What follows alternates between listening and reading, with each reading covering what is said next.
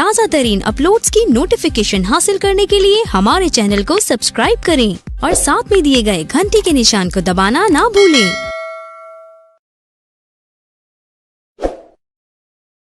श्री आमल की एकादशी महात्म्य। फाल्गुन मास के शुक्ल पक्ष की एकादशी। मानधाता जी बोले कि हे वशिष्ठ जी, यदि आप मुझ पर प्रसन्न हैं तो ऐसे व्रत की कथा कहो जिससे मेरा कल्याण हो।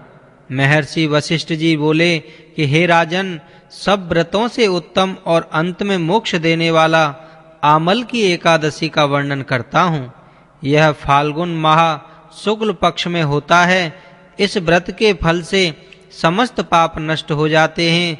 इस व्रत का पुण्य 1000 गोदान के फल के बराबर है। मैं आपसे एक पौराणिक कथा कहता हूँ, उसे ध्यान पूर्वक सुनो। एक वैदिक नामक नगर था। उस नगर में ब्राह्मण, वैश्य, क्षत्रिय, शूद्र चारों वर्ण आनंद पूर्वक रहते थे। नगर में सदैव वेद ध्वनि गूंजा करती थी। उस जगह पापी, दुराचारी, नास्तिक आदि कोई न था।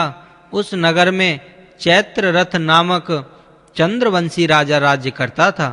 वह महान विद्वान तथा धार्मिक था।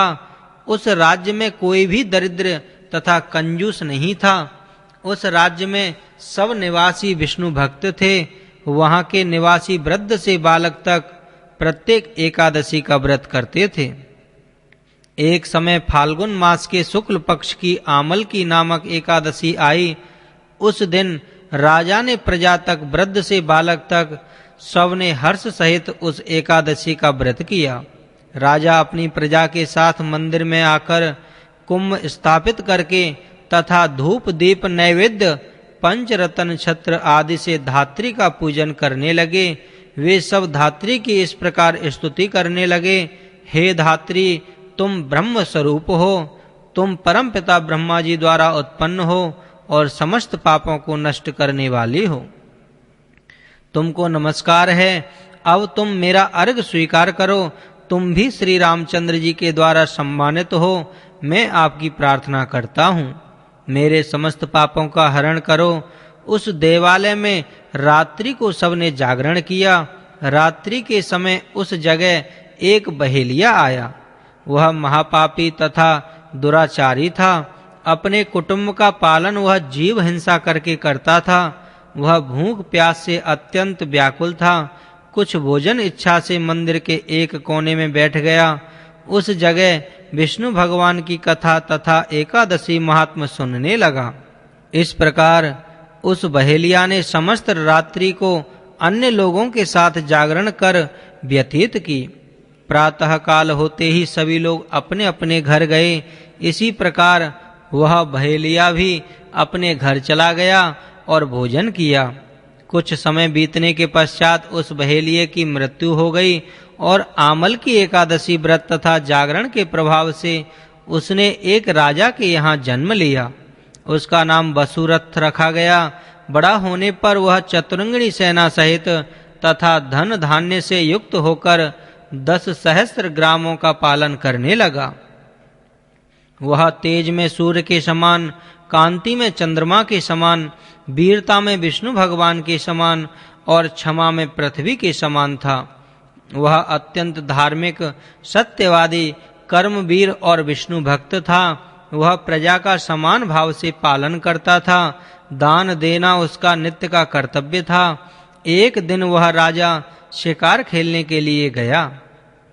देवयोग से वन में वह रास्ता भूल गया और दिशा ज्ञान न होने के कारण उसी वन में एक वृक्ष के नीचे सोता रहा। उसी समय पहाड़ी डाकू वहां आए और राजा को अकेला देखकर उस पर मारो मारो का शब्द करके टूट पड़े। वह डाकू कहने लगा कि इस दुष्ट राजा ने हमारे माता पिता, पुत्र पौत्र संबंधियों को मारा है तथा देश से निकाल दिया, अतः इसे अवश्य मारना चाहिए। ऐसा कहकर वह डाकू राजा को मारने लगे और उस पर अस्त्र शस्त्र का प्रहार करने लगे। उनके अस्त्र शस्त्र राजा के शरीर पर गिरते ही नष्ट हो जाते और राजा को पुष्पों के समान प्रतीत होते।